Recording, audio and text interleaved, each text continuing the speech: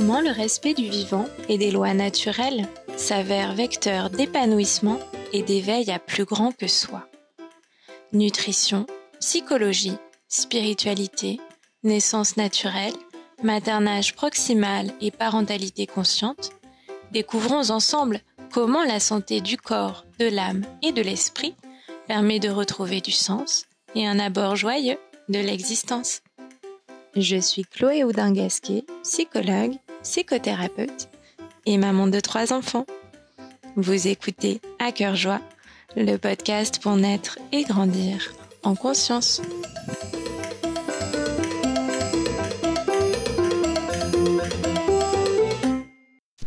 Aujourd'hui, je reçois Virginie Maillard, autrice et illustratrice pédagogique spécialisée dans le développement de l'enfant et son accompagnement, qu'elle vulgarise en images avec des messages courts. Elle a notamment créé des récits illustrés sous forme d'affiches ou de livrets à destination du grand public et des professionnels de l'enfance. Elle réalise également, pour les enfants, des supports pour développer l'éveil des émotions, de l'esprit et du corps. Virginie est également maman de 3 enfants pour qui elle a choisi de faire l'instruction en famille. Bonjour Virginie. Bonjour Chloé. Est-ce que tu peux nous expliquer un petit peu ce qu'est la confiance en soi et comment elle se développe? Oui, alors déjà la confiance en soi, c'est une perception qu'on a de soi-même. C'est, de ce qu'on peut réaliser en fait. C'est la conscience de ce qu'on est capable de faire, de ses capacités, de ses compétences et c'est en fait, c'est croire en soi et ça se développe, tout au long, voilà, de l'enfance, à partir du moment où le petit être commence à grandir dans le ventre de sa maman.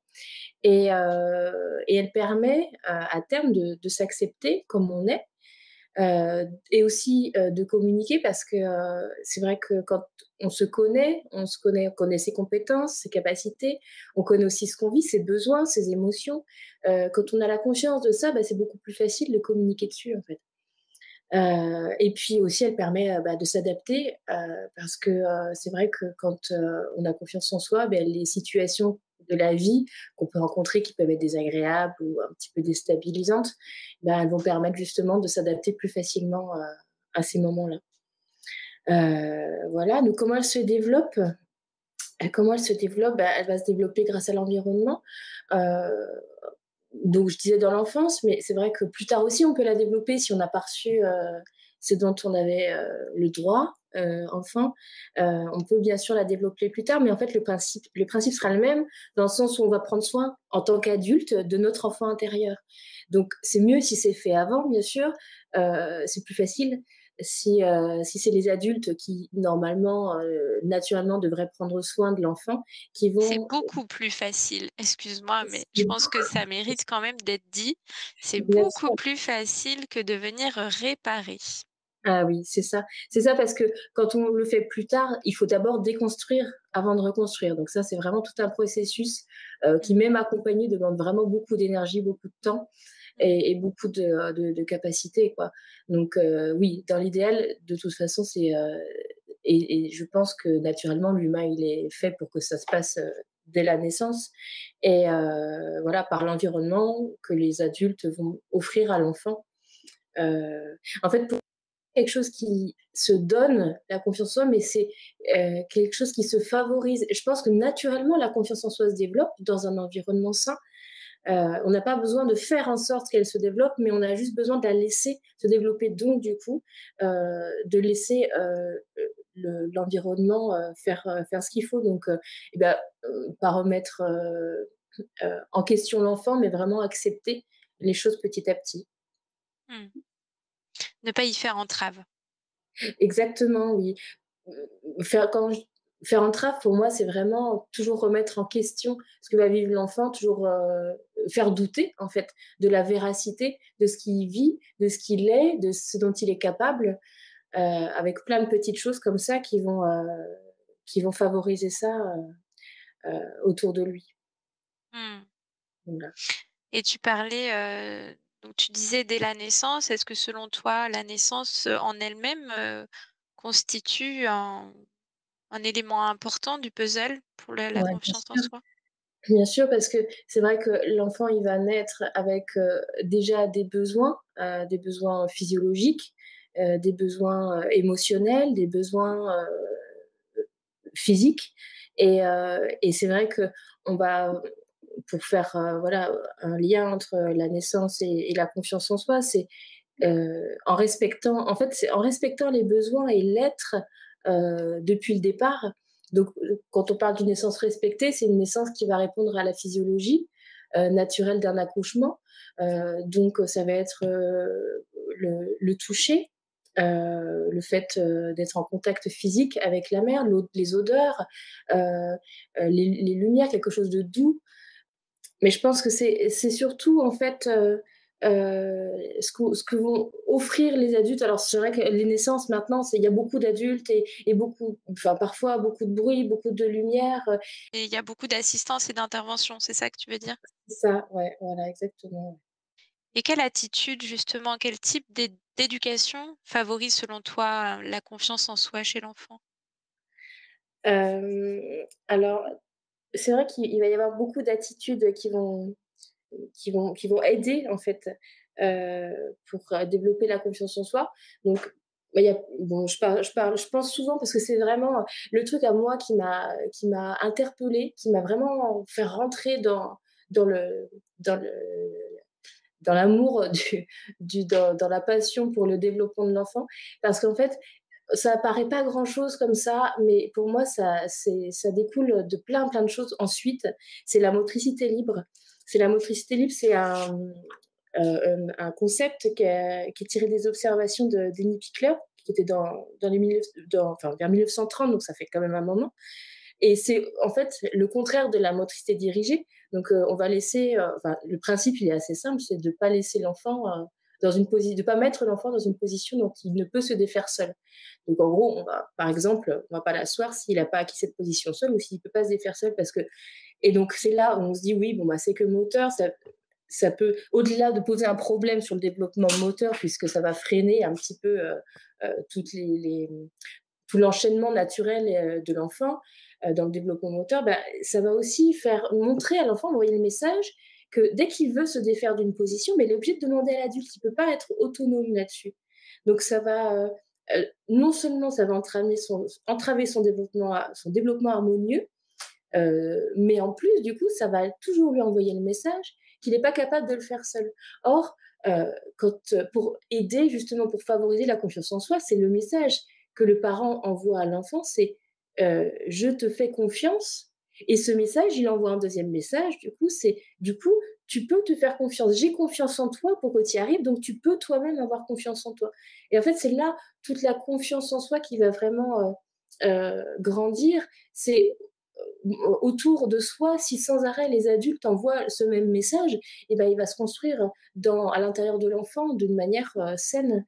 Et pour moi, euh, l'enfant, quand il naît, il a une totale confiance dans l'adulte, dans les adultes qui vont prendre soin de lui.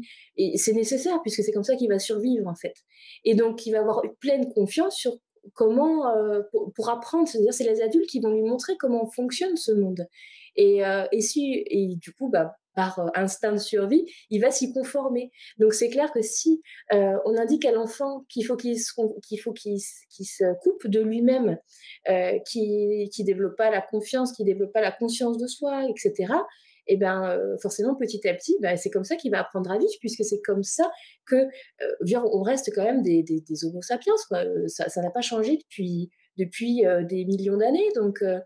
Donc en fait, l'humain, si les adultes autour de lui envoient le message de c'est comme ça qu'il faut que tu te comportes, c'est comme ça qu'il faut que tu te comportes pour survivre, en fait, même si c'est plus le cas dans notre société actuelle, c'est quand même comme ça qu'on fonctionne encore. Donc ça peut avoir vraiment des grosses conséquences sur des. Alors bien sûr que c'est pas une chose répétée. Si on assied un enfant sans qu'il puisse s'en défaire, c'est pas ça le problème. Le problème, c'est l'action répétée. Comme dans tout, c'est l'action répétée qui va former, qui va s'intégrer en profondeur à l'intérieur de l'enfant et puis ensuite de l'adulte ou de l'enfant intérieur.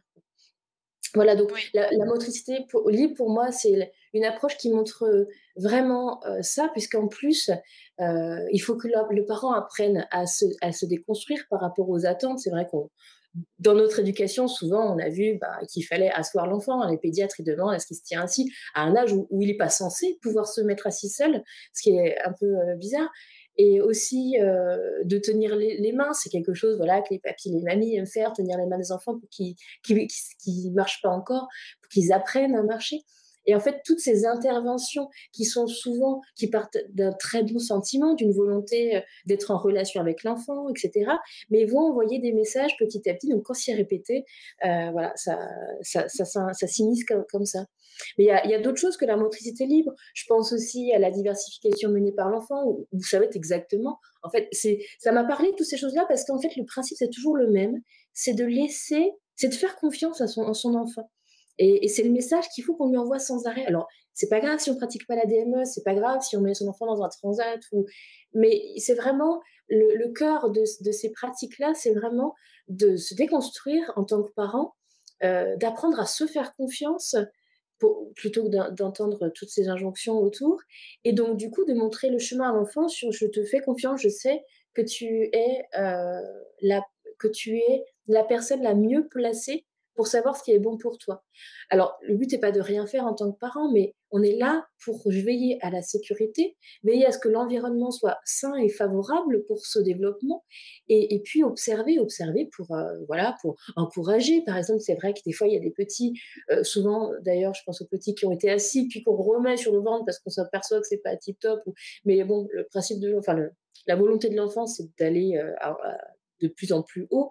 Donc, une fois qu'il a été assis, c'est un peu frustrant pour lui de revenir sur le ventre ou sur le dos. Mais là, on peut encourager, on peut se mettre au sol avec l'enfant, etc., sans avoir forcément à intervenir physiquement. C'est-à-dire qu'on va lui laisser tout l'espace et toute la possibilité de pouvoir trouver le chemin tout seul, donc le meilleur chemin, puisque chaque enfant aura un chemin différent, et de trouver le meilleur chemin pour y arriver.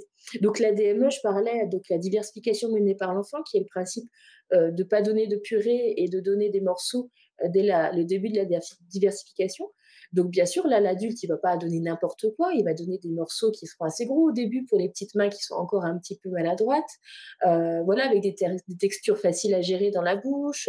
Et puis, petit à petit, voilà, l'adulte adaptera l'environnement aux capacités de l'enfant. Mais c'est l'enfant qui choisira ce qu'il va manger parmi ce qui lui est proposé. Quand il va le manger, parmi un repas, ou peut-être même s'il y a des fruits à disposition plus tard, ben voilà, il pourra prendre ses fruits quand il veut. Et la quantité aussi, parce que comme la motricité libre demande un lâcher prise sur le moment où l'enfant se retournera ou fera du quatre pattes, et ben la DME demande aussi à ce qu'on lâche prise sur la quantité, puisqu'on ne peut pas savoir la quantité qu'il mange au final, parce qu'il y en a beaucoup à côté de l'assiette, un peu par terre, des fois même beaucoup par terre, suivant les âges Mmh. et les enfants. Et, euh, Oui, et c'est-à-dire que si on surveille à chaque fois en pesant, tous les mois, pour vérifier, sans arrêt le poids, effectivement, la DME ça peut être plus stressant qu'autre chose dans ces Eh beh, oui, conditions-là. exactement. Mais là, encore une fois, si en faisant ça, c'est qu'on lui fait pas confiance. Alors je comprends après que, on puisse avoir des angoisses. C'est pour ça que je dis: «C'est pas grave si on fait pas la DME». Il faut vraiment s'écouter, parce que le but, c'est de se faire confiance en tant que parent pour pouvoir lâcher prise et faire confiance à son enfant, pour que lui puisse comprendre qu'il peut se faire confiance. C'est tout un enchaînement, c'est toute une chaîne. Donc si on va s'imposer à soi-même de faire de la DME parce qu'on a vu que c'était bien, parce qu'on a vu que ça favorisait la confiance en soi de l'enfant, etc., et qu'on est en stress total, bah, du coup, ça aura l'effet inverse, quoi. C'est-à-dire que l'enfant, de toute façon, même si on ne le dit pas, il va le ressentir. Donc, il va ressentir que maman, elle n'est pas à l'aise, ou papa, il n'est pas à l'aise, et que c'est un moment qui ne sera pas forcément agréable, ou comme s'il y a des attentes, des choses comme ça. Donc, voilà, il faut vraiment prendre en compte que c'est un enchaînement de choses, avec au départ un parent qui est bien dans ses baskets sur les choix qu'il va faire. Ensuite, on peut encore parler d'autres approches qui favorisent. Donc, je parle de la motricité libre. En fait, à chaque fois, c'est quelque chose de libre. Souvent, c'est voilà, par exemple, ensuite, la chénile, l'hygiène naturelle infantile. Donc là, il n'y a pas de libre, mais on pourrait aussi appeler ça l'élimination libre, ou je ne sais pas. C'est le même principe où l'enfant, le parent va observer l'enfant et suivant les signaux qu'il va repérer, suivant le timing ou d'autres choses, et ben, il va savoir que hop, c'est le moment. Mais ça marche pour vraiment les tout petits petits. Dès la maternité, on peut commencer à observer son enfant et voir, ah bah tiens, quand il fait ça, bah, il fait pipi juste après. Et au final, ben, petit à petit, laisser toute la disposition à l'enfant de développer sa confiance en lui concernant son élimination. Il sait qu'il est capable il sait quand ça va arriver. Alors, il n'est pas capable de le dire avec des mots ou des signes au début, mais avec enfin, des signes, je parlais de la langue des signes, mais si, il le communique avec des signes que l'adulte peut observer. Voilà. Je pense aussi aux apprentissages autonomes, où bon, là, on en parle très peu hein, dans le milieu de la petite enfance, parce que c'est vrai que l'école, c'est quelque chose de très normalisé. Je ne sais pas si on peut dire ça comme ça. Sacré Euh, presque. Comment? Sacré presque. Ouais, oui, voilà. Où on se pose même pas la Sacré. question, en fait, où l'enfant, j'ai l'impression qu'on qu'on se pose même pas la question de savoir si c'est le mieux pour son enfant. On considère que oui, que l'école, c'est bien pour les enfants. Je pense qu'on s'est un peu fait bourrer le crâne quand on était plus jeune, mais Un par peu. les cours d'histoire, etc. Mais peut-être aussi parce que souvent, alors moi j'ai eu la chance de, de devenir maman dans un milieu déjà, dans une association. J'étais dans une asso et avec beaucoup de parents qui pratiquaient l'IEF. Donc je savais qu'il y avait cette alternative, je savais que ça existait. Donc j'ai fait un vrai choix. Mais la plupart des gens ne savent même pas que ça existe en fait, ni qui Mmh. pourrait être capable de le faire. C'est vrai que quand on voit parfois, enfin moi je me rappelle quand j'étais plus jeune, j'avais vu des reportages sur l'instruction en famille enfin c'était être la maîtresse de ses enfants, donc c'était pas du tout, Mmh. ça m'aurait jamais donné envie quoi. Mais Ouais. voyant qu'en fait c'était pas forcément ça, que ça pouvait prendre plein être très coloré en fait, prendre le chemin qu'on voulait. J'ai l'impression que pour la plupart des gens c'est un non choix. Mais voilà, pour en revenir à ça, en IEF, on peut pratiquer les apprentissages autonomes et c'est le même principe que la motricité libre, en fait. C'est pour ça que j'ai continué sur cette lancée. Pour moi, c'est un tout. Comme les choix que j'ai faits pour l'éducation de mes enfants, c'est pas tiens, je vais faire la motricité libre parce que c'est bien. C'est qu'il y a quelque chose qui m'a parlé. Alors au début, je savais pas trop quoi, mais il y a quelque chose qui m'a parlé dedans en me disant c'est un peu comme si Heu, il y avait une part qui n'était pas ma responsabilité et je me rappelle quand ma sœur faisait les petits pots pour son enfant, moi j'étais pas encore maman et je me disais: «Oh là là, mais comment je vais faire moi pour m'organiser, pour faire tous mes légumes, pour faire à manger et tout ça, pour que tout soit prêt?» Elle était très organisée, elle le mettait, dans le congèle comme ça elle avait juste à sortir quand elle voulait et moi je me dis: «Mais je vais me perdre j'y arriverai pas, quoi». Et quand j'ai entendu parler de l'ADME, quand mon fils était encore petit, il devait avoir 2-3 mois, je me suis dit: «Mais c'est ça qu'il me faut, quoi!» C'est ça, parce que c'était une part qui me déresponsabilisait, mais parce que oui, il est responsable de son alimentation. Moi, je suis responsable de lui donner le meilleur en termes de qualité et de quantité, mais je suis pas responsable de son alimentation en soi. C'est-à-dire que c'est lui qui va savoir, ce dont son corps a besoin. Ça m'arrive encore maintenant où, il y a des gens, des fois, on va chez des amis ou de la famille et qu'on me dit, pour mes enfants, donc pour mes 2 aînés qui ont 11 et 7 ans et qu'on me demande, «Est-ce que je lui sers de ça?» Bah, demande-lui en fait, je suis pas son estomac, je suis sa maman.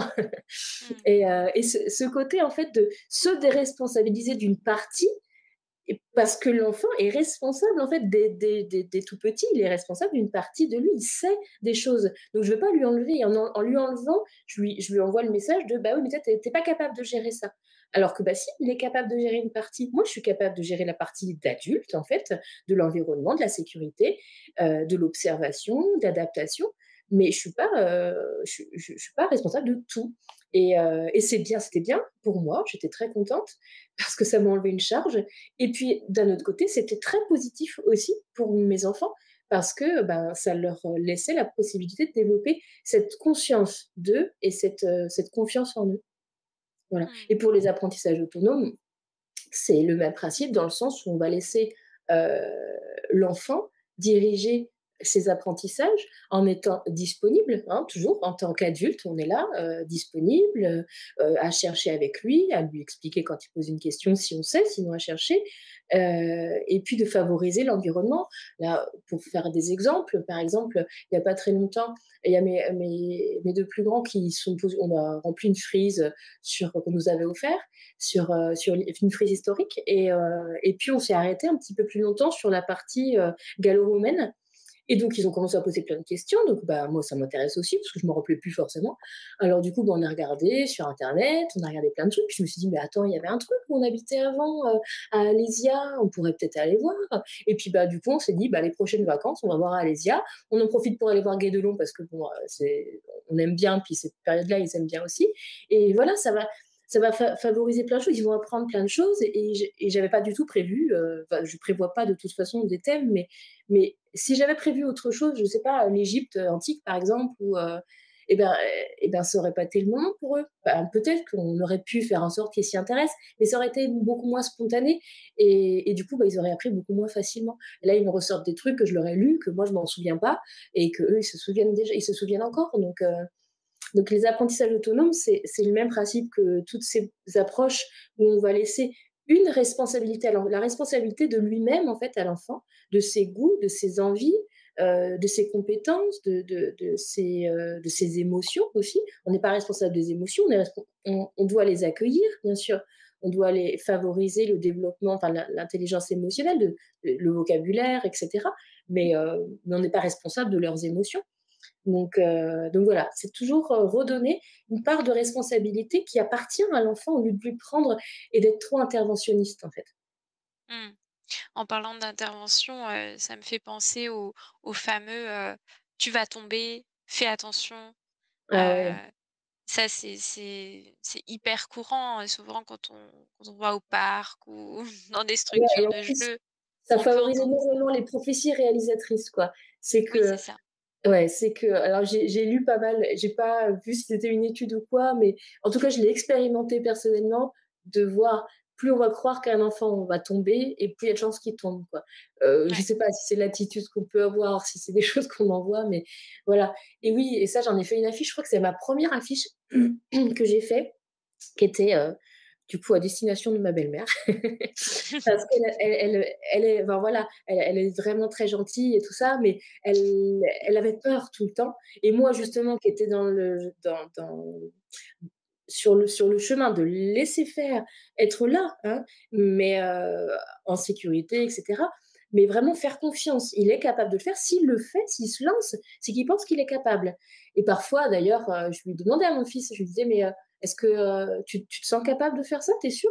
Je me souviens un coup, il voulait sauter d'un muret qui me paraissait gigantesque par rapport à lui. Alors moi, j'avais le cœur en panique, les jambes en coton et la seule chose que je lui ai dit, c'est: «Tu es sûr que tu te sens capable de le faire?»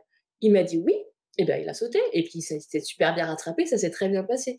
Et puis une autre fois d'ailleurs, j'ai posé la même question, hein, toujours j'essayais d'être voilà, de plus neutre possible, de pas trop montrer mon stress parce que ça lui appartient pas et il y a une autre fois, il m'a dit, «Oh non, en fait, c'est trop haut» et puis, voilà, je me suis dit: «Bon, bah, il est capable aussi de de revenir en arrière s'il estime qu'en fait, non, il va pas être capable de faire ça ou il se sent pas capable de le faire pour l'instant».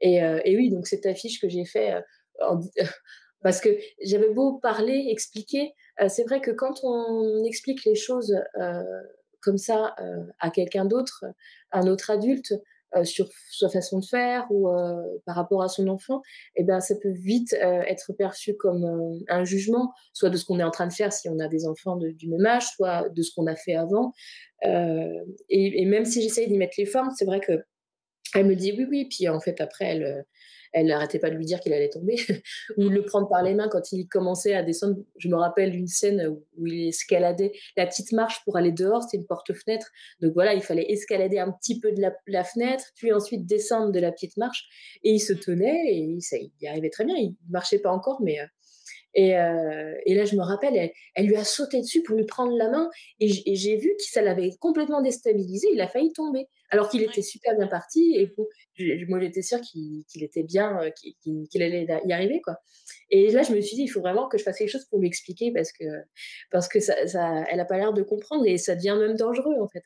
Et Et ça, c'est Et hyper intéressant parce que je sais pas si tu l'as lu, bon, je le ressors très souvent dans le oui, podcast, ce livre, mais il est essentiel pour moi. C'est vrai, le concept du continuum de Jane ah Ledloff. oui, oui, je l'ai lu, oui. Et c'est vrai qu'elle a toute une partie, tout un chapitre, dans ce bouquin qui parle de, justement de la façon dont on crée, nous, occidentaux, des accidents Ouais. à vouloir, Oui, bah, quand mettre des elle parle barrières du tout partout. petit qui est, dos au puits, qui est, à même le sol C'est là. ça, Ouais, ouais, c'est je me ça. souviens de cette scène, j'étais en panique totale aussi, hein. Oui, mais évidemment, mais c'est comme les escaliers. Moi, j'ai des escaliers à la maison et c'est vrai que pour mes plus grands, bah, dès que je savais qu'ils étaient près de l'escalier, j'étais complètement paniquée, Ouais, je traversais la pièce en courant pour vite aller m'interposer et mon attitude a complètement changé pour mon dernier là. ouais, Et en fait, je me rends compte, alors attention, hein, on n'est pas à l'abri d'un gadin bien un sûr, ouais. jour parce que voilà, il y a un pied qui ripe, il y a quelque chose, enfin c'est Mmh, voilà.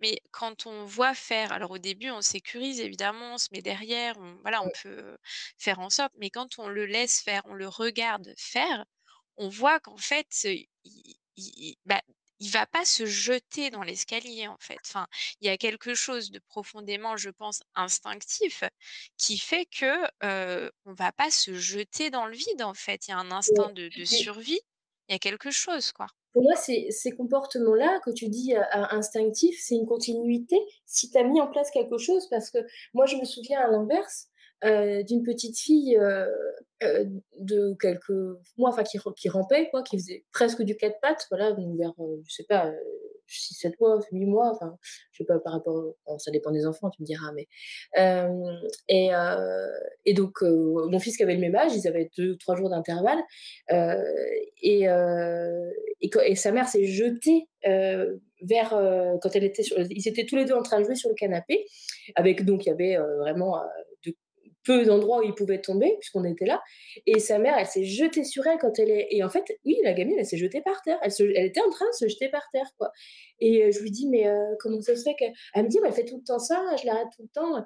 Mais Mmh. en fait, quand on a parlé un petit peu après, et beh, du coup, je me suis, enfin, on s'est rendu compte qu'en fait, elle l'a jamais laissé, expérimenter. Moi, je me rappelle quand, mon enfant était plus petit, il mettait son bras enfin, il approchait d'un bord et il mettait son bras ou sa jambe ou C'est et ça. en fait, j'avais vu ça dans une vidéo qui expliquait justement les principes de la motricité libre et cetera. C'était un atelier Loxy, je crois et qui disait qu'en fait, en observant l'enfant, on voit qu'il expérimente des choses, il expérimente le vide et c'est comme ça qu'il va justement développer ce truc de: «Je me jette pas dans le vide», en fait, quoi. Mmh. Parce qu'il aurait Mmh. pu l'expérimenter en mettant juste un bras qui dépasse et là, on voit que, hop, le bras, il descend et il y a plus la même retenue et ils comprennent le cerveau va comprendre tout ça petit à petit et après ça va devenir automatique ou: «Ah bah tiens, ça c'est le vide, j'y vais pas parce que c'est dangereux, je sais que je peux tomber» et ou alors d'avoir des petites chutes aussi, des petites chutes très basses qui vont aussi montrer ce que c'est que la chute, que tomber et cetera. Mais si l'enfant ne peut pas expérimenter ces choses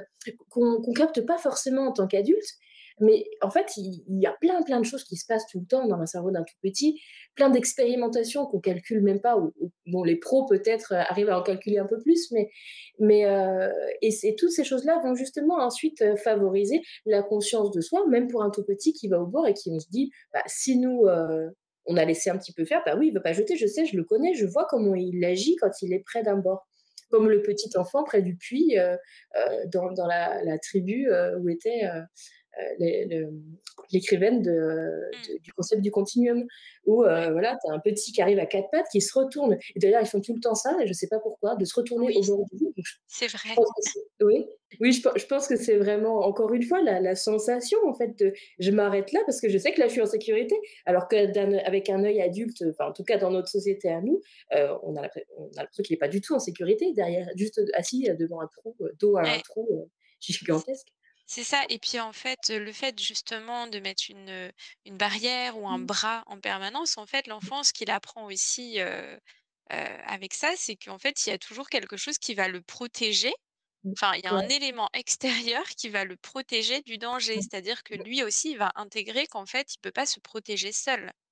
Exactement. C'est comme le Youpala, en fait, bon, c'est pas interdit en France, c'est interdit au Canada, mais c'est bon, très souvent quand même déconseillé en France par les professionnels et heureusement et c'est ce principe-là, en fait, parce que l'enfant, il peut pas toucher les choses, donc en fait, c'est toujours autre chose puisque lui, il comprend pas c'est le Youpala, il comprend juste que quand il arrive près d'un meuble et ben, ça s'arrête, en fait. Donc Mmh. il expérimente pas le «je me cogne», il expérimente pas le «je touche», je vais jusqu'à cet objet et cetera et donc ensuite, c'est des enfants qui vont se cogner très facilement parce qu'ils ont pas du tout les réflexes. Ils ont pas intégré, en fait, le fait de se protéger eux-mêmes et là, on rejoint encore une fois le tout ce concept de prendre sa cha la responsabilité de soi-même et donc la confiance en soi, de développer la confiance en soi, c'est justement s'il y a toujours quelque chose qui va me protéger, heu, qui me protège, qui est là pour moi, j'ai pas besoin de le faire pour moi. Mais du coup, bah, voilà, on empêche justement tout ce développement de la conscience de ses capacités, de ses compétences parce qu'on met, on biaise, on fait, c'est biaisé en fait pour l'enfant, quoi. C'est pas du tout Mmh. la réalité. On va le mettre dans une petite bulle de coton en le mettant voilà, dans le pala ou dans un truc comme ça. Mais au final, on a l'impression de prendre soin de lui, mais au final, on empêche quelque chose de naturel de se développer et pour sa sécurité plus tard. Je repense aussi à un enfant dans ma famille qui a interdiction d'utiliser son couteau depuis tout petit, quoi. Il est grand maintenant, mais j'imagine qu'il utilise des couteaux maintenant, mais il devait avoir 3 ou 4 ans. 4 ans, ouais. Et puis, il y a mon fils qui avait 1 an de plus, je crois, quelque chose comme ça, qui arrive et qui se prend un kiwi, qui coupe le kiwi, et puis le petit qui lui tend la main pour faire la même chose. Alors, il lui donne le couteau, et puis là, j'ai sauté dessus, mais trop tard en fait, parce que je savais qu'il avait jamais eu le droit de toucher un couteau. Et sauf qu'il était en âge de pouvoir se faire bien mal avec un couteau. Donc bah, du coup, il a pris le kiwi, il a coupé ses doigts avec, quoi. Parce qu'il n'avait jamais pu expérimenter petit, avec des outils adaptés ou des choses comme ça. Et donc du coup, bah, il n'avait pas du tout la capacité de pouvoir se protéger. Et je me dis, c'est d'autant plus dangereux que voilà ce genre de situation, parce que si l'enfant n'a pas eu la possibilité de pouvoir développer cette compétence, en lui faisant confiance, en adaptant l'environnement, en l'accompagnant, en restant près de lui si vraiment, voilà, il y a besoin, et ben, plus tard, quand il est capable de faire la chose soi-même, d'aller chercher un couteau dans un tiroir et puis de couper quelque chose, et ben, du coup, il sait pas utiliser cet outil-là et il peut se faire vraiment très mal pour le coup, quoi. Donc Mmh. voilà. Ouais, c'est ça, c'est qu'en voulant, en fait, en voulant, protéger, on ne protège pas du tout, en fait. Enfin, c'est Bah, complètement non. contre-productif, quoi. Mmh mh. On Et crée des dangers, quoi. je pensais aussi, ça me fait penser aussi ces attitudes, de mise en danger que peuvent avoir les adolescents, ou jeunes adultes avec des sports, voilà, à haut risque ou de la consommation d'alcool, aller vite en voiture, voilà, des comportements, à haut risque, heu, parce que, en fait, ils n'ont pas pu expérimenter ces sensations de mise en danger, Mmh. plus tôt. Par exemple, heu, bon, on va prendre le cas d'un plus jeune, voilà, un enfant, un bambin ou un peu plus grand, dans un parc où, dès qu'il va s'approcher, d'un bord qui a pas de barrière, les enfants les parents vont être là: «Attends, attends, non, tu recules, tu fais ça, attends, je suis en dessous» et cetera et ces petites situations-là qui, au final, seraient pas très graves parce que s'il tombe dans le sable, il va pas se faire bien mal, quoi.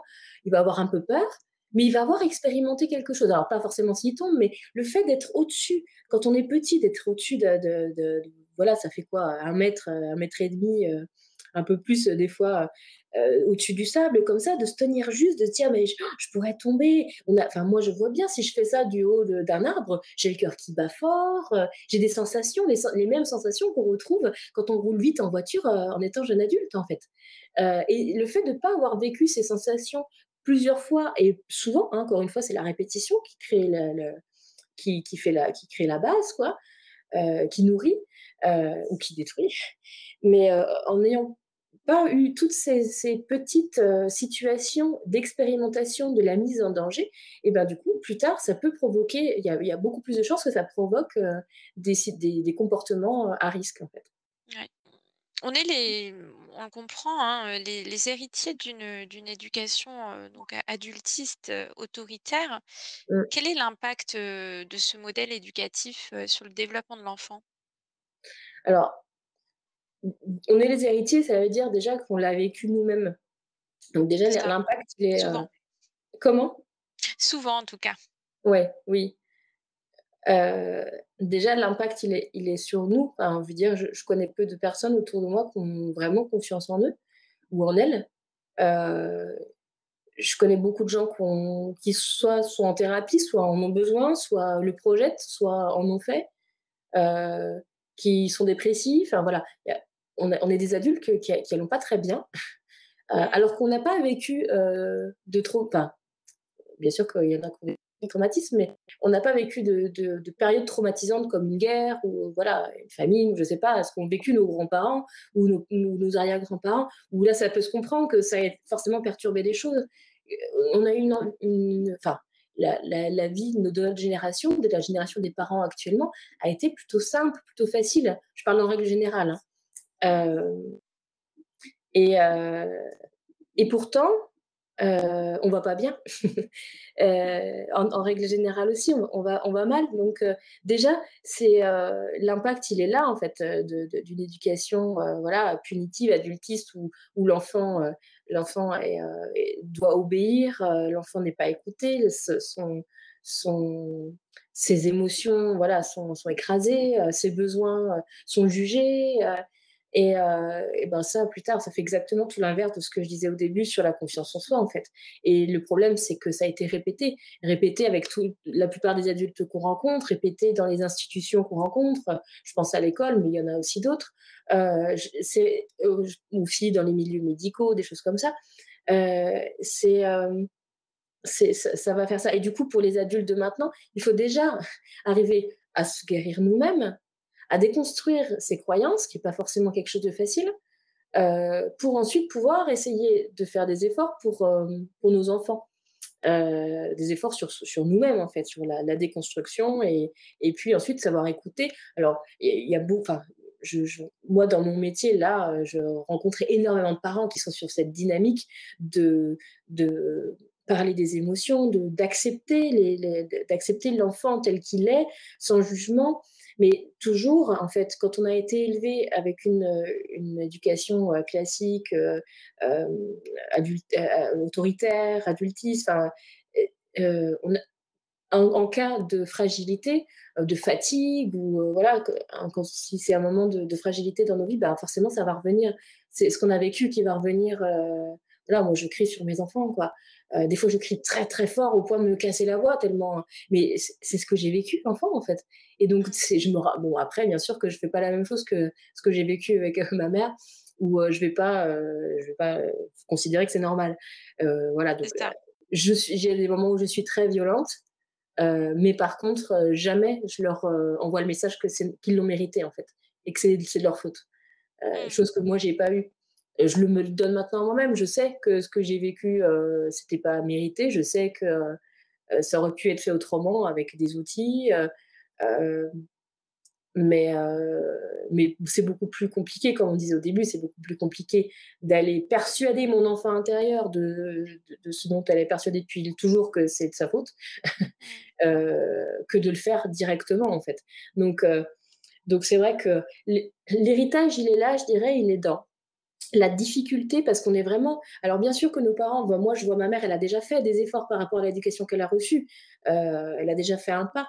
Mais je trouve que là, avec toute la connaissance qu'on a maintenant sur le développement de l'enfant, tous les outils qui sont à notre disposition, toutes les informations qu'on peut trouver très facilement, avec plein de médias différents, que ce soit des vidéos, voilà, moi je fais des affiches plus visuelles avec moins de texte, mais il y a des bouquins entiers, des livres même qui sont très illustrés, très accessibles à tout le monde. Il y a vraiment beaucoup, beaucoup de supports. Donc on est vraiment dans un moment charnière, en fait, bah, on est là, on est ceux qui n'ont pas eu, mais qui vont devoir donner, en fait, puisqu'on on peut, enfin, on a les outils et on a les informations pour, mais du coup, c'est vraiment très compliqué pour nous. Euh, Ouais. Ensuite, bon, après, pour les enfants, bah, c'est toujours ça. C'est est-ce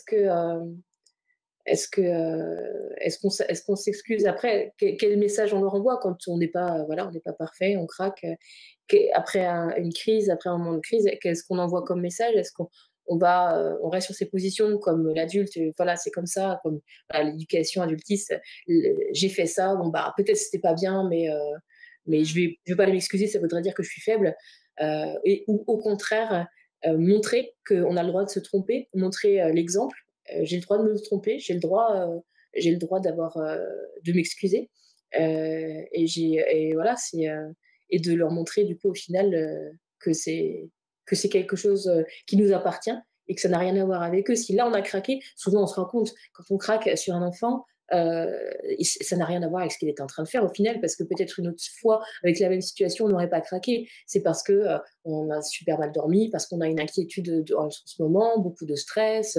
Voilà, c'est quelque chose qui va être extérieur à l'enfant en fait. Mmh. Donc, Ou mm, c'est parce qu'on a des attentes, d'adultes, alors qu'eux, ne sont que des enfants avec, des attentes, d'enfants. Je pense par exemple à, si on presse un enfant de sortir, parce qu'on a rendez-vous, bon, bah, c'est nous adultes qui avons, rendez-vous. mm, C'est pas l'enfant, enfin l'enfant il doit suivre en fait, donc il se plie en fait mm. à n C'est quelque à chose nos de très propres délicat. besoins. Ouais. Oui, c'est vrai, c'est quelque chose de très délicat parce que, on peut enfin, j'ai toujours peur, quand je parle de ça, d'une injonction contraire, de l'injonction à la bienveillance. Mmh. Parce que, je me rends compte, moi, que j'ai, organisé toute ma vie, autour de mes enfants. Donc c'est assez simple pour moi d'appliquer ça. Mais je me rends compte que c'est très rare, en fait, que ça soit si simple parce que, parce qu'il y a des obligations. Parce que moi, si je suis en retard de 5 minutes, au boulot, bah, j'en ai rien à faire, c'est moi, c'est pour moi que je travaille. Ouais. Heu, donc et si on est en retard à une activité et voilà, ils ont pas d'école, donc c'est pareil, si Mmh. on a une en retard à une activité, ben, on est en retard à une activité, c'est pas très grave, quoi. Donc voilà. Par contre, je me rends compte que la normalité de notre société, c'est pas ça du tout et que, justement la société, rend très compliqué le fait d'appliquer justement cette bienveillance qui va favoriser encore une fois la confiance en soi. De toute façon, c'est tous les attitudes d'adultes qui vont respecter l'enfant. Pas se plier à tout, hein, c'est vraiment, respecter les besoins. On peut en parler, discuter et cetera, heu, mais voilà, les besoins d'un enfant, c'est pas de se lever en speed le matin, c'est pas, d'aller à l'école, à 9h, à 8h30 ou 9h, c'est loin d'être ça. Enfin si, peut-être il y a des enfants comme ça et qui sont du matin, mais pas tous en fait, et le problème, c'est Mmh. qu'on met tout le monde dans le même moule et je vois pas, ça fait penser en ce moment, il y a beaucoup de la parole est énormément donnée à un ou une ou deux pros de la petite enfance, enfin pas de la petite enfance, mais qui parlent d'éducation, bah, justement, qui veulent absolument revenir à une éducation autoritaire, même de crainte. Hein. Quand je lis les choses, je me dis, mais en fait, c'est même pas de l'autorité, en fait, Ah, c'est punitive en faire tout cas. craindre enfin, faire que son enfant est en stress tout le temps et craint son parent tout le temps, quoi. Mmh. C'est ça. Et comment? La punition. Bah, la punition, c'est une éducation punitive en tout cas. C'est ça, voilà. Et de voir que, c'est ce que proposent ces professionnels, c'est pour tous les enfants. Bah non, en fait, à partir du moment où on propose un truc qui marche pour tous les enfants, soit ça marche pas, soit c'est quelque chose qui va du coup couper l'enfant de lui-même. On va devoir, séparer les besoins, le la singularité de cet enfant-là pour que s'il puisse se conformer, en fait. Donc c'est à fuir, Mmh. totalement. Quand on donne, des outils, que ce soit des outils dans le sens de la bienveillance ou des outils dans le sens, qui sont affichés comme fonctionner pour tous les enfants, il faut fuir, quoi. Bon, quand c'est dans la bienveillance, c'est quand même moins dangereux, on va dire. C'est ça, c'est vrai. C'est vrai, mais c'est moins dangereux, mais dans le sens où le parent peut être très déçu et soit remettre en question son enfant, comme quoi lui, c'est pas normal, ça marche pas avec lui, soit remettre en question toute l'éducation bienveillante, en fait. Il y a un risque que le parent se détourne de cette approche-là parce que ça n'a pas marché, en fait, Oui. et du coup aller voir ailleurs. Oui, mais parce que là encore, on est dans une perte, complète de bon sens et de confiance en soi aussi en tant que Mmh, parent, en ses capacités. Enfin, c'est un peu le serpent qui se mord la queue, ouais. on on est, Là actuellement, enfin sur les réseaux, il y a des formations pour être parent, il faut suivre telle ou telle méthode. Enfin, Ouais, les parents sont eux-mêmes infantilisés dans leur parentalité. Enfin, ouais. ça crée des problèmes, hein, ça Mmh, c'est pour les enfants et pour les parents qui vivent, du coup, très mal leur parentalité, ce qui nuit à la relation. Enfin, mmh, c'est vraiment, un engrenage, ouais. et justement, comment, à ton avis, on pourrait, communiquer davantage sur cette nécessaire déconstruction de ces modèles éducatifs, adultistes, et s'affranchir des rapports dominés-dominants, sur l'enfant? Hem, alors, je pense que le sujet alors ils ont, politiquement, pris, enfin, en tout cas, ils ont il m'a semblé qu'un petit peu, ils prenaient en avec la proposition des 1000 jours là, les 1000 premiers jours, bon. 1000 premiers jours, Et ouais. ouais, et alors il y a beaucoup de positifs qui en est ressorti dans c'est les associations qui ont repris ça, en fait, donc bien sûr que le boulot des associations, elle est juste géniale autour de ça, mais le gouvernement n'a pas pris du tout sa responsabilité là-dedans. Quand il y a eu les élections présidentielles, il y avait peu de candidats qui en parlaient, voire enfin, qui en parlaient vraiment, il y en avait pas. Enfin, en tout cas, j'en ai pas vu. Pourtant, c'est quand même essentiel, en fait, de remettre en question, l'éducation, qu'on donne aux enfants, de remettre en question l'approche, de se mettre à jour, de mettre à jour les professionnels, mais d'une manière vraiment, efficace et pas juste avec quelques petites formations comme ça, si elles le veulent bien. Hem, c'est vrai que, je pense que, bah, déjà communiquer alors entre nous, hein, entre parents, rester toujours dans la bienveillance et dans le non-jugement puisque dans cette sphère, on va dire, de des outils, de la bienveillance, de la conscience de comment se développe son enfant. Moi, j'appelle ça l'éducation consciente, parce que c'est vrai que pour moi, c'est pas forcément on peut pas être bienveillant H24, c'est juste impossible et ce serait peut-être pas forcément, enfin si, à terme, ce serait pas mal, mais j'appelle ça l'éducation consciente dans le sens où c'est vraiment avoir conscience de son enfant, de ses besoins, de nous-mêmes aussi. La conscience, c'est pas forcément la conscience de comment il se développe et de ce dont il a besoin, mais vraiment la conscience de ce qu'on est, où on en est, ce qu'on vit, la conscience de l'impact que peuvent avoir certains comportements répétés sur les enfants. Donc c'est vraiment, pour moi, c'est un mot qui reprend vraiment et puis qui évite d'exclure. Parce que à partir de quand on pratique l'éducation bienveillante? On peut pas savoir. Je veux dire, si je dis, oui, mais moi, je sais pas, je l'ai puni, mais par contre, à côté de ça, je suis dans l'écoute, et cetera. Bah, on fait un peu des 2 du coup, enfin, c'est compliqué de dire et après, du coup, ça va créer vraiment des guerres entre 2 clans qui au final, veulent tous la même chose pour leur enfant. On a bien sûr des approches différentes. Il y a des approches qui ont besoin d'évoluer et d'être mieux comprises. Il y a ensuite des connaissances sur certaines approches qui sont vraiment délétères pour le développement de l'enfant, pour sa confiance en soi.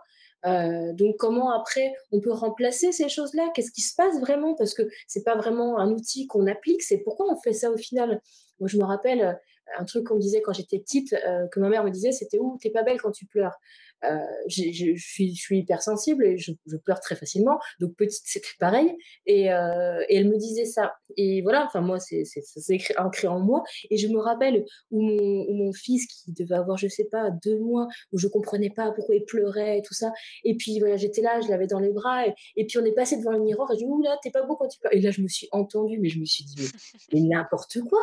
Mais et c'est sorti, mais tellement naturellement et pourtant, voilà, je faisais tout pour, mais j'ai ce truc qui est sorti, mais bon, je l'ai plus jamais redit, mais il est quand même sorti, en fait, quoi.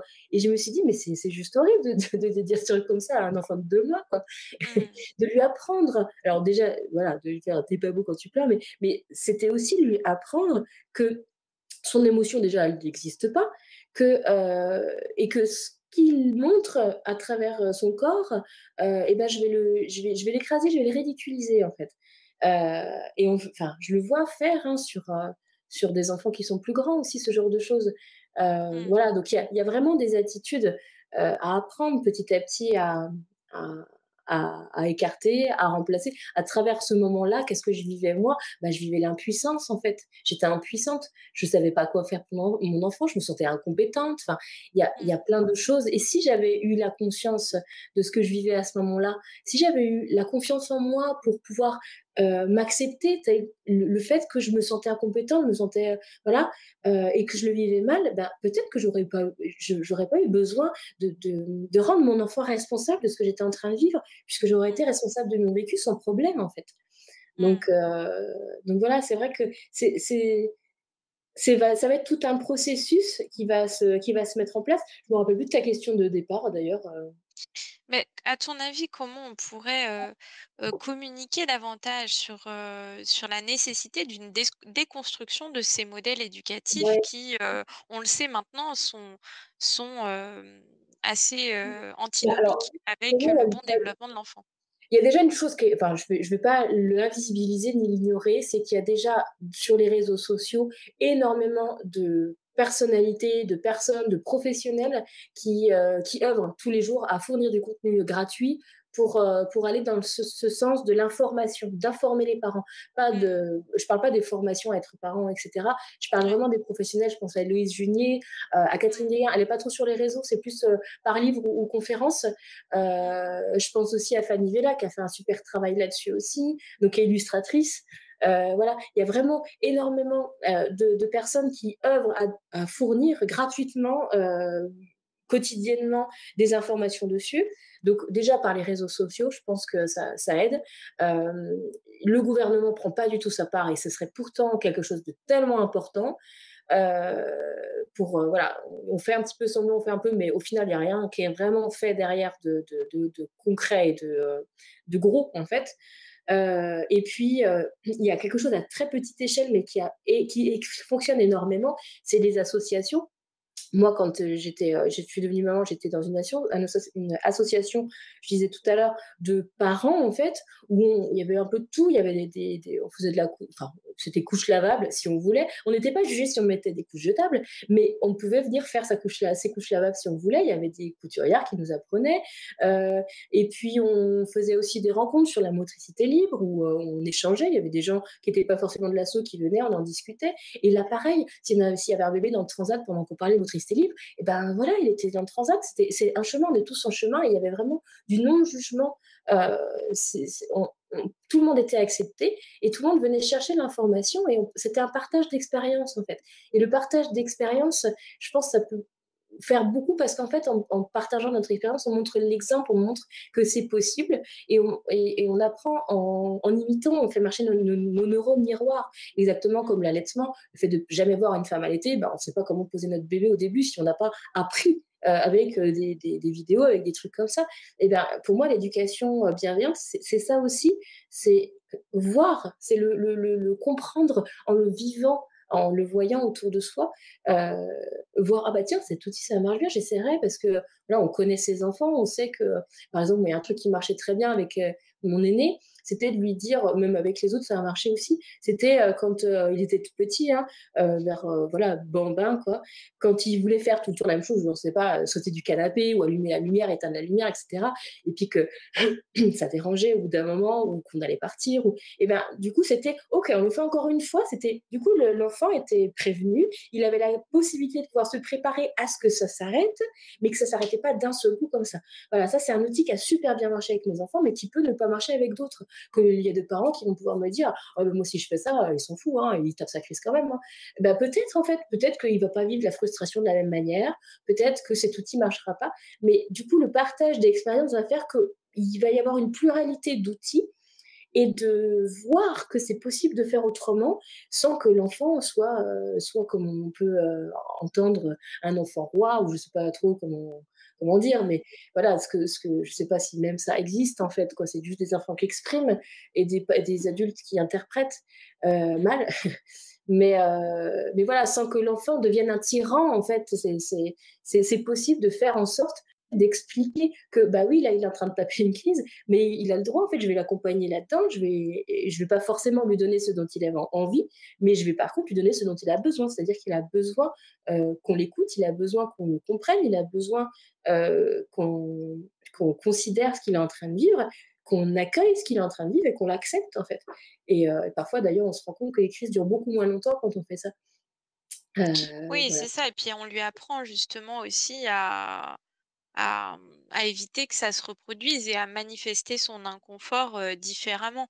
Même Oui, si c'est petit à pas, petit. tout le temps, voilà, il y a toujours des fois où ça peut revenir, mais en tout cas, à force de faire ça, on lui apprend à réguler justement, ses émotions. Alors que si on ne le fait Exactement. pas, il va sûrement, prendre l'habitude au contraire de les manifester encore de façon plus violente et de plus en plus spectaculaire et à Mmh. répétition, Mais et cetera. au-delà d'être une attitude, je pense que c'est même, l'impossibilité d'avoir pu expérimenter autre chose, en fait. Mmh. Mmh. C'est-à-dire que, il sait pas qu'il peut faire autrement et il sait pas faire autrement, en fait. Parce que, bah, justement, on lui a pas appris à faire autrement, à prendre conscience de ce qu'il était en train de vivre. Je vois l'évolution, en fait, d'un enfant dont on a écouté les émotions. Autour de moi, j'ai pas mal de familles donc qui pratiquent, l'éducation consciente et cetera et surtout sur les émotions et de voir un enfant qui a été accompagné des tout petits bébés sur ses émotions en verbalisant, en lui demandant ou en: «Oh, bah, tu pleures, dis donc, j'ai l'impression que tu es triste», voilà, des choses comme ça, même avec un nourrisson et ben petit à petit, moi, j'ai vu en fait que autour de moi, ou même je l'ai vécu, de voir qu'à très très tôt, dès que l'enfant peut parler ou même signer, même avant la parole, des fois, ben, il va être capable de dire quand il est triste, quand il a peur, et donc toutes ces choses-là, en fait, elles vont s'apprendre petit à petit. Et donc forcément, les réactions qui sont liées à les crises, etc., c'est généralement des débordements d'émotions. Donc si l'enfant il est déjà en conscience de ce qu'il est en train de vivre, le fait de le verbaliser, même pour nous adultes, hein, ça fait la même chose quand on verbalise ou qu'on écrit, qu'on ressent en fait quelque chose qu'on est en train de vivre, une angoisse, et bien du coup ça allège toujours un petit peu quand même parfois beaucoup. Et on le remarque avec un enfant dont on va accueillir les émotions, ça va alléger, ça va enlever une part lourde en fait de ce qu'il est en train de vivre. Donc après, il pourra vivre son émotion comme il a besoin de la vivre, de l'extérioriser, mais il y aura un poids en moins en fait.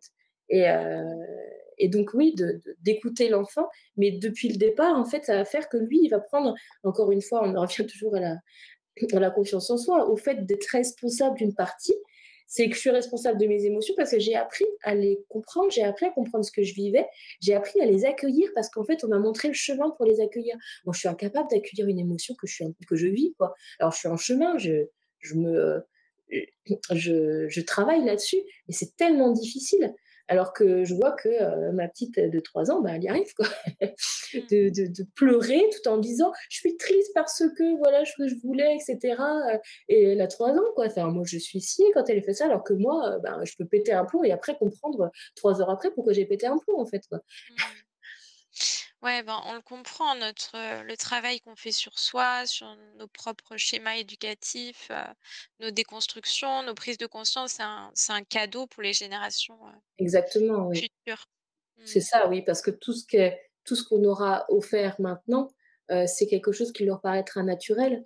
Heu et ce je vois quand je vois mon aîné s'occuper de ma petite de 3 ans, d'une manière mais totalement bienveillante, à l'écoute, à savoir lui dire non quand il a pas envie aussi, heu, et que moi, au même moment, je suis là en train de bouillir et à m'empêcher de craquer alors que lui, il arrive à Mmh. accueillir ce truc et bon après il est formé aussi, il lit tout le temps mes affiches donc il Mmh. il est à bonne école mais enfin, je trouve ça merveilleux. Après, je connais aussi beaucoup de monde avec des plus grands qui s'occupent de plus petits d'une manière bienveillante et qui font pas d'affiches. Donc, voilà, juste le fait de l'avoir vécu petit, d'être baigné dans un environnement comme ça. Quand je disais tout à l'heure, tu demandais comment on peut communiquer davantage. Alors, bien sûr que à grande échelle, il faudrait qu'il y ait quelque chose qui soit fait. Ce serait beaucoup plus efficace, enfin, ce serait très efficace et il y a plusieurs chemins en fait. Mais à petite échelle, voilà, de créer des groupes accueillants, des associations qui accueillent sans jugement sur les façons de faire et qui sont juste là pour partager l'expérience, pour partager des informations, pour prêter des livres, pour, je sais pas, regarder une vidéo ensemble, des choses comme ça qui permettent et de se sentir aussi, et de ne pas se sentir seul, parce que moi, ce que j'ai souvent vu et lu, enfin, des gens qui m'envoient des messages, c'est très régulier, et qui me disent oh là là, moi je suis persuadée de tout ça, je suis persuadée du bien fondé de ces pratiques-là, mais par contre, mon mari ou mes parents ou n'importe qui autour jugent, disent que c'est pas comme ça que je peux faire, que l'enfant, ça va devenir un petit diable, que voilà, et que du coup, souvent, enfin, ça a toujours été des mamans qui m'ont dit des trucs comme ça. Elles se sentent tellement seules en fait, et alors elles essayent, hein, de tout leur cœur, de résister à ça, mais c'est déjà aller contre soi-même et ce qu'on a vécu, c'est compliqué. Donc si en plus il faut aller contre le conjoint ou contre les parents, c'est d'autant plus compliqué. Donc c'est vrai que c'est quelque chose, voilà, quelque chose qui pourrait, ce serait qu'il y ait des groupes, des choses qui soient de partage, qui soient dans des endroits où on se recueille, où on peut vraiment souffler avec du non-jugement, avec des conseils qui vont dans le sens de notre chemin et pas dans le sens inverse. On va souvent remettre en question, enfin, des personnes qui vont pas vraiment avoir remis en question l'éducation classique, enfin classique, c'est de dire bah, si ton enfant il dort pas, c'est parce que tu dors avec lui, quoi. Alors que bah non, peut-être pas en fait. Et puis je vais pas changer ça. Je pense que c'est le mieux pour mon enfant si je dors avec lui, donc c'est pas ça que je vais changer. C'est d'autres choses que je vais pouvoir changer, où j'ai juste besoin de me sentir compris et écouté. J'ai peut-être pas forcément envie que quelqu'un change ça. Moi, je me rappelle quand j'étais petite, on m'a dit que mon aîné, la langue des signes, enfin, la communication gestuelle avec lui tirait de la langue des signes, et il parlait pas. Il a parlé très très tard. Et disait des petits mots comme ça, mais il a parlé très tard. Et tout le monde me disait que c'était parce qu'on avait fait la langue des signes, enfin qu'on avait utilisé la langue des signes avec lui. Enfin, des mots comme ça qu'on avait assignés avec lui. Et bah non, en fait, parce que j'ai fait pareil avec mon deuxième, il a parlé très tôt. Donc rien à voir. Mais pourtant, c'est ça qu'on mettait en question. Et c'est ça qui est très difficile, en fait, pour vraiment, quand on arrive là-dedans, qu'on se dit, tiens, ça va peut-être être bien, ou ça me parle, ce truc-là, ben si on est assailli de partout sur remettre en cause ce qu'on pense être le mieux pour notre enfant, et ben du coup, ça devient vraiment compliqué. Donc voilà, à petite échelle et après à plus grande échelle. Mais ça, les associations font un boulot génial, mais il faudrait plus, il faudrait beaucoup plus, quoi, Mmh. pour avoir un véritable changement, quoi. Merci à toi Virginie pour ton travail et ton partage d'expérience. Je suis vraiment très heureuse d'avoir pu, échanger avec toi. Ouais, moi aussi, ça m'a fait bien plaisir. À bientôt Virginie. À bientôt. Si vous avez aimé cet épisode, n'oubliez pas de le liker et de vous abonner à la chaîne YouTube du podcast À Cœur Joie. Merci beaucoup de votre écoute et prenez bien soin de vous.